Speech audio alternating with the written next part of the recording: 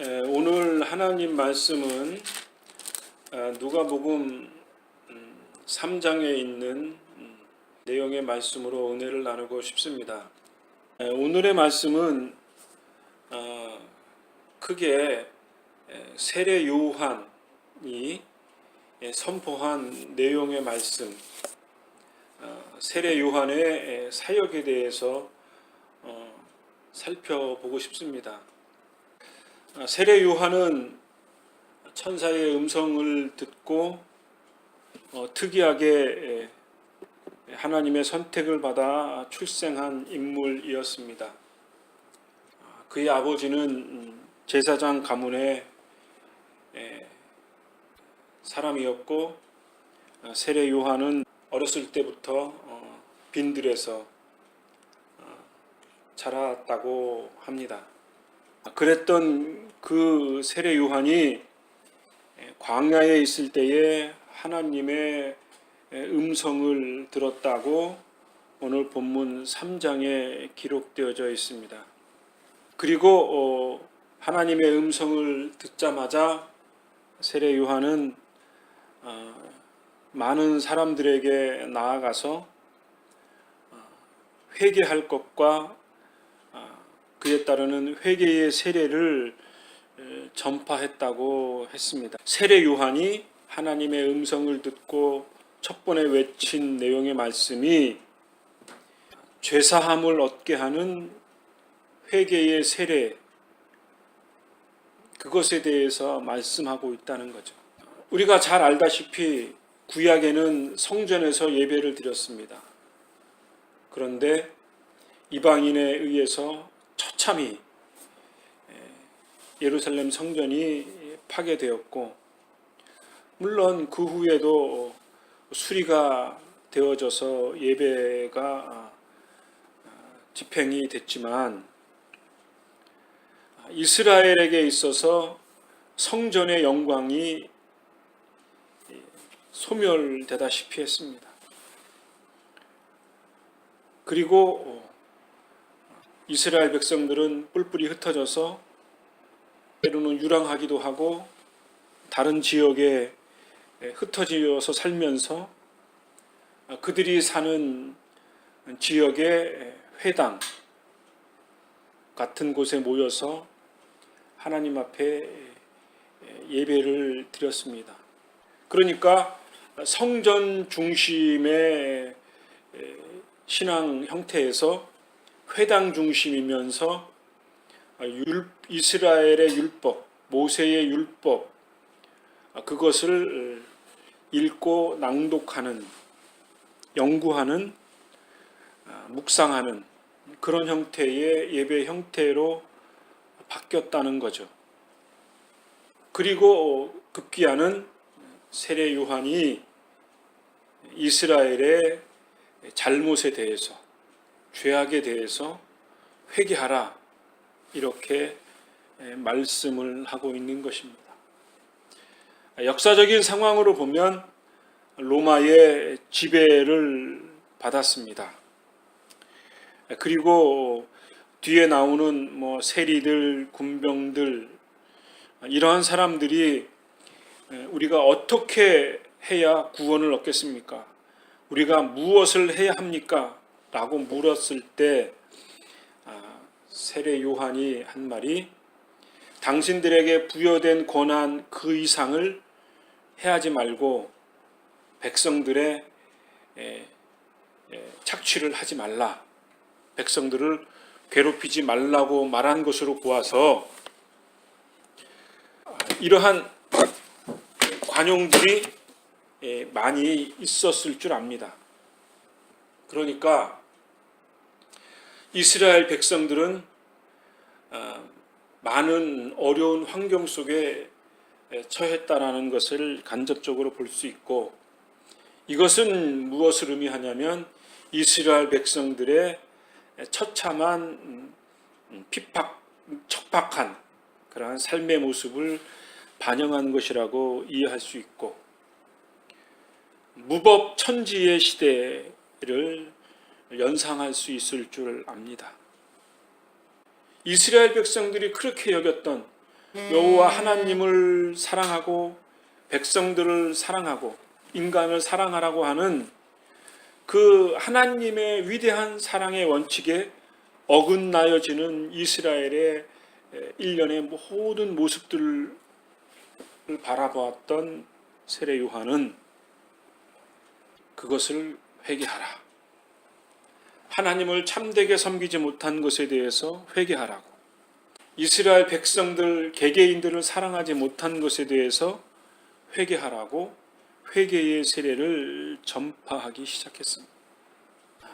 이러한 계기는 이사야 선지자가 선포했던 말씀 그리고 시편에 기록되어져 있던 말씀을 우리가 유추해서 생각해 볼 수 있습니다. 하나님 말씀 이사야 40장 말씀을 한번 보겠습니다. 어떤 사람이 외친다. 광야에서 여호와의 길을 준비하여라. 메마른 땅에서 우리 하나님의 길을 곱게 하여라. 모든 골짜기가 높아지고 모든 산이 낮아질 것이다. 거친 땅이 평탄하게 되고 험한 땅이 평야가 된다. 그때에 여호와의 영광이 나타나 모든 사람이 하나같이 그것을 보게 된다. 여호와께서 몸소 말씀하셨다. 이렇게 말씀했습니다.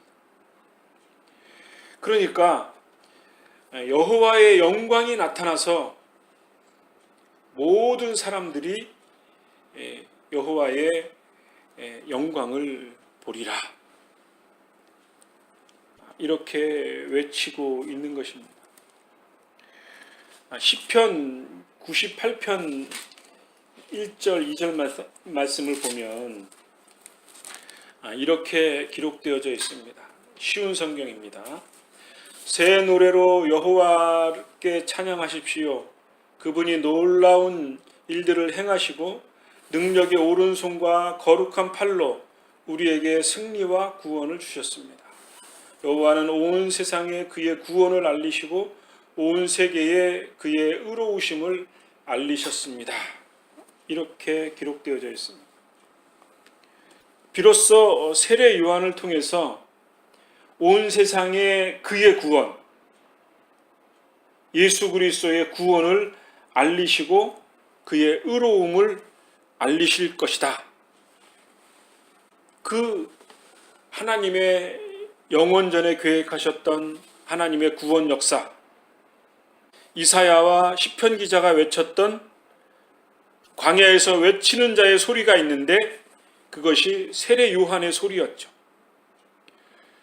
그렇게 외쳤던 세례 요한이 무엇을 한 것이냐?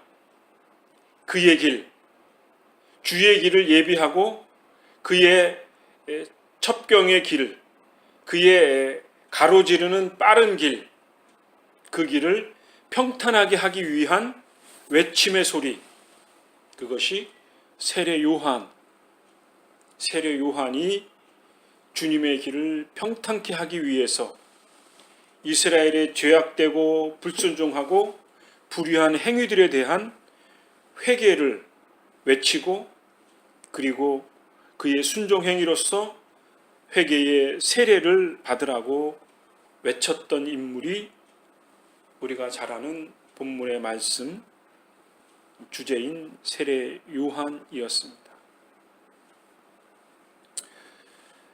3장 6절에 이렇게 기록되어져 있습니다. 모든 육체가 하나님의 구원하심을 보리라. 이스라엘 백성들이 그렇게 외쳤던 하나님의 구원하심을 보리라. 15절의 말씀에 보면 백성들이 바라고 기다림으로 모든 사람들이 요한을 혹 그리스도신가 심중에 의논하니라는 말씀이 있습니다. 이스라엘 백성들이 가졌던 큰 바람이 무엇이냐면 구약에 예언되어 있는 그리스도가 이 땅에 다시 오실 것이다. 우리가 앞장에서 살펴보았던 이 말씀처럼 그리스도를 그렇게 간구했던 인물들을 우리가 살펴보았습니다. 누가복음 3장에도 백성들이 그렇게 그리스도를 원했던 그러한 모습, 그래서 세례 요한의 그 위대한 외침을 보고 세례 요한이 그리스도신가 백성들이 서로 의구심을 가졌던 것처럼 메시아, 우리 이스라엘 백성들을 구원하실 메시아를 그렇게 대망했던 것입니다. 그런데 3장 6절에 모든 육체가 하나님의 구원하심을 보리라는 말씀이 명확하게 기록되어져 있는데, 이것이 세례 요한이 예수 그리스도를 예표했던 장차 오실 그리스도의 육체의 모습을 명확하게 하시는 말씀이라고 이해할 수 있습니다. 뒤에 말씀이 나옵니다만 세례 요한에게 예수님이 세례를 받으신 후에 성령이 비둘기같이 내려서 예수 그리스도가 하나님의 아들, 구약에 예언된 메시아이신 것을 거기에 있던 많은 사람들이 보았거든요. 이렇게 세례 요한의 사역을 통해서 예수 그리스도가 이 땅에 나신 것을 많은 백성들에게 가르쳐 주었던 그 위대한 사건이 오늘 본문에서는 모든 육체가 하나님의 구원하심을 보리라 함과 같다, 이렇게 우리에게 가르쳐 주고 있습니다.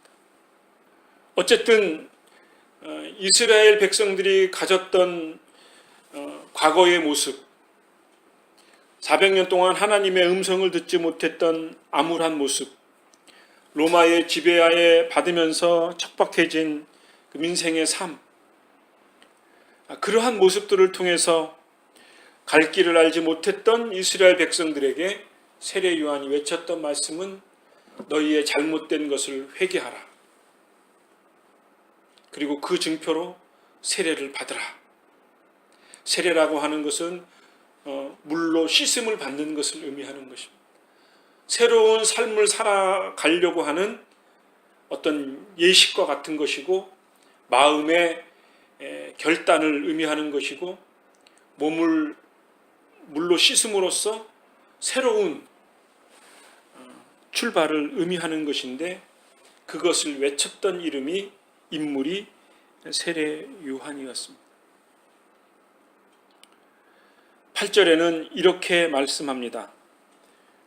회개에 합당한 열매를 맺고 너희들이 아브라함의 자손이라고 그렇게 자부심을 갖고 있는데, 그것이 중요한 것이 아니고 회개에 합당한 열매를 맺어라. 하나님께서는 여기에 있는 돌 하나를 가지고도 아브라함을 만드실 수 있다. 너희들이 회개에 합당한 열매를 맺지 않고는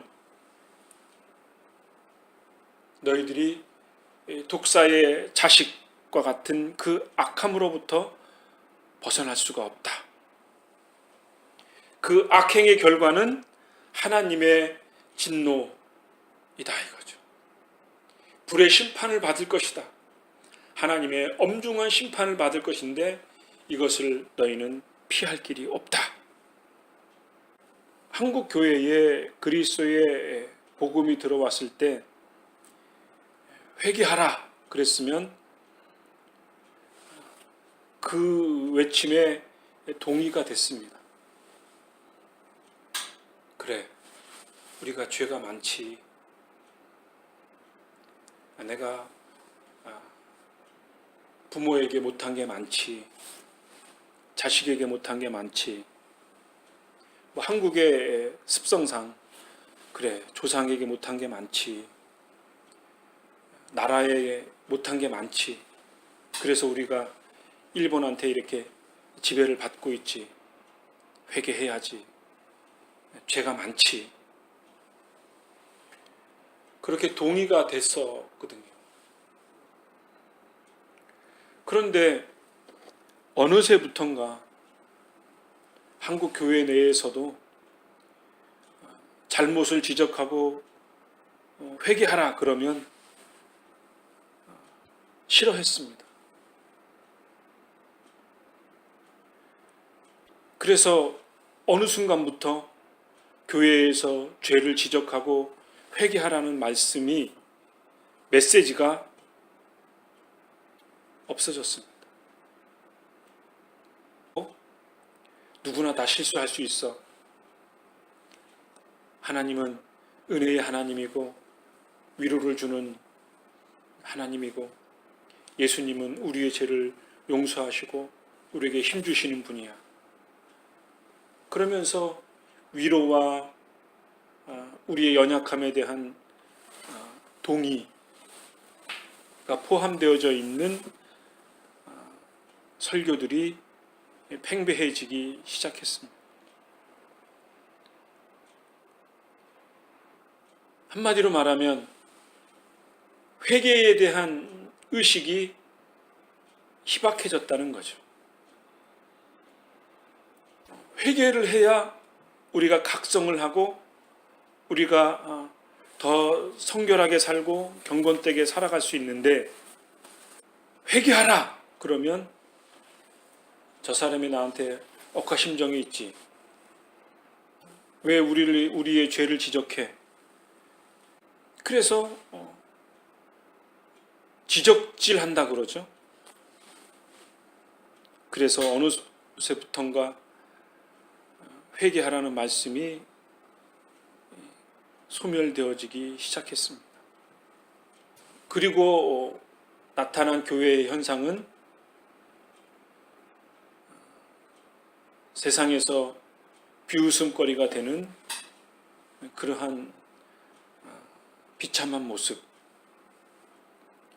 누가복음 3장에 있는 이스라엘의 역사적 현실처럼 한국교회의 현실이, 한국 사회가, 한국 그리스도인들이 정말 회개할 것이 쌓여있는, 독사의 자식처럼 되어지는 그러한 모습. 회개에 합당한 열매가 필요한 시대가 되어진 거죠. 그런데도 잘못에 대해서 회개하는 사람은 많지 않고, 자기의 잘못을 정당화하고 핑계하고 때로는 마귀의 짓이라고 그렇게 적극적으로 방어하는 모습들이 있습니다. 그런데 본문의 말씀에 보면 회개에 합당한 열매를 맺으라고 세례 요한이 외치니까 많은 사람들이 두려움에 떨었습니다.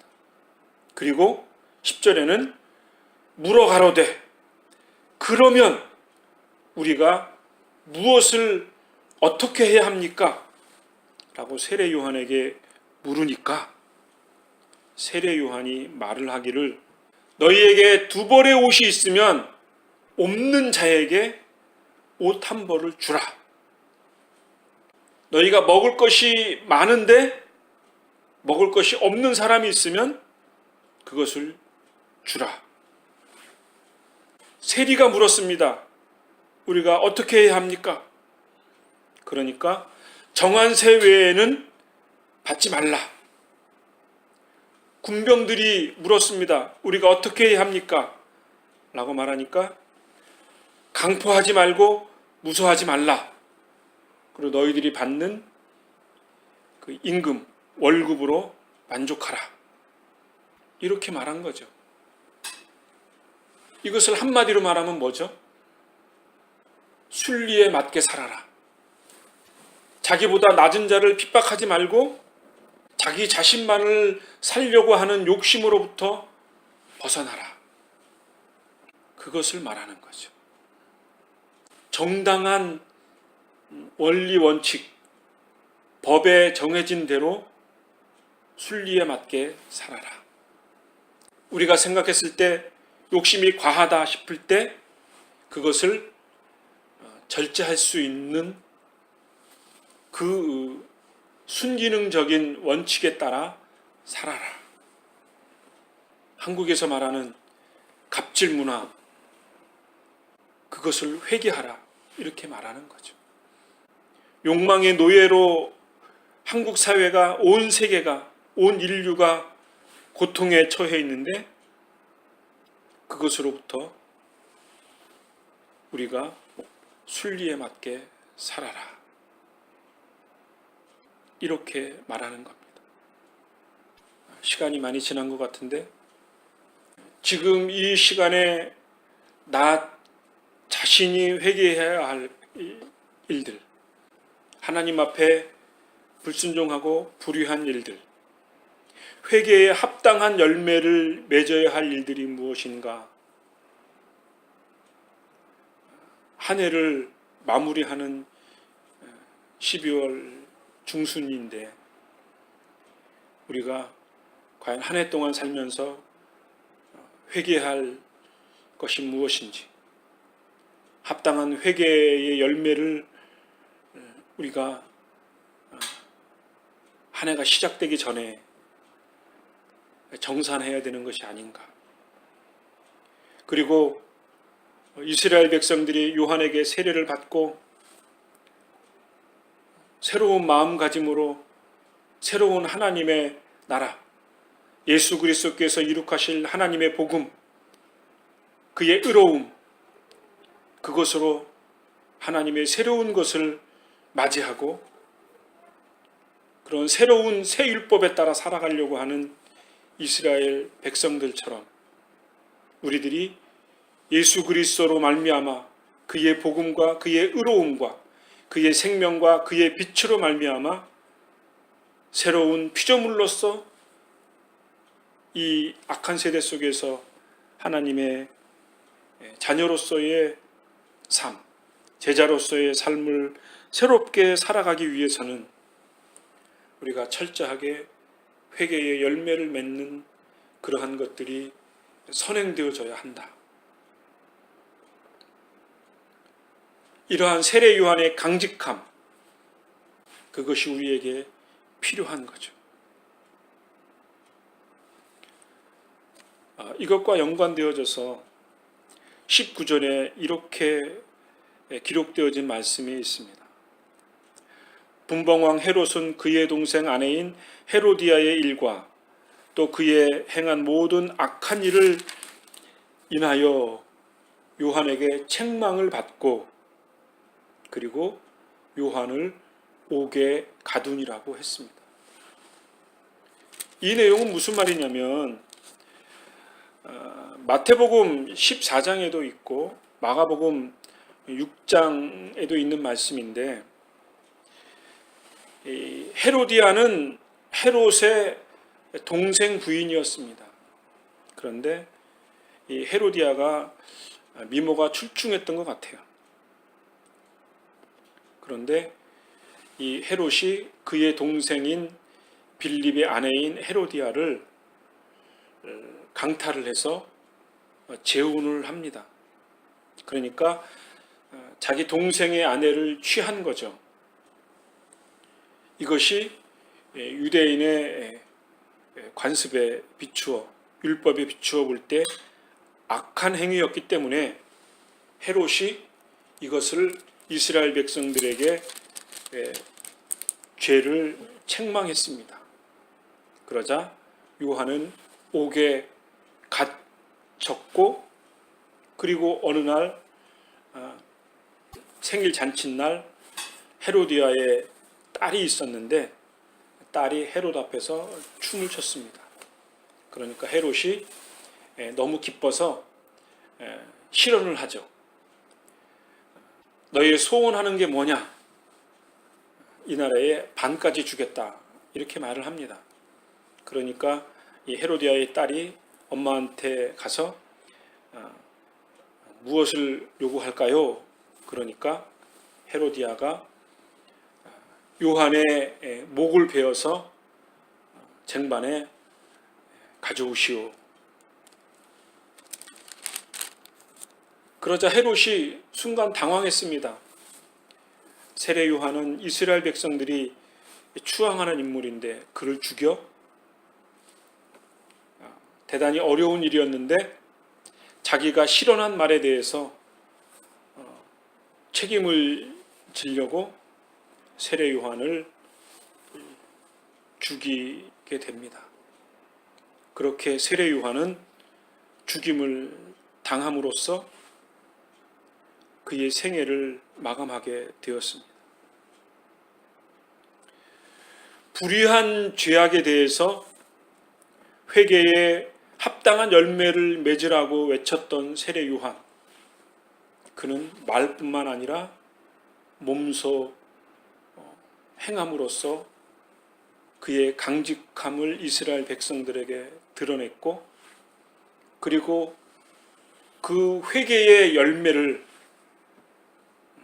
이스라엘 백성들의 마음 깊숙이 가다듬게 되었고, 예수님의 제자 중 하나는 세례 요한의 제자가 있었습니다.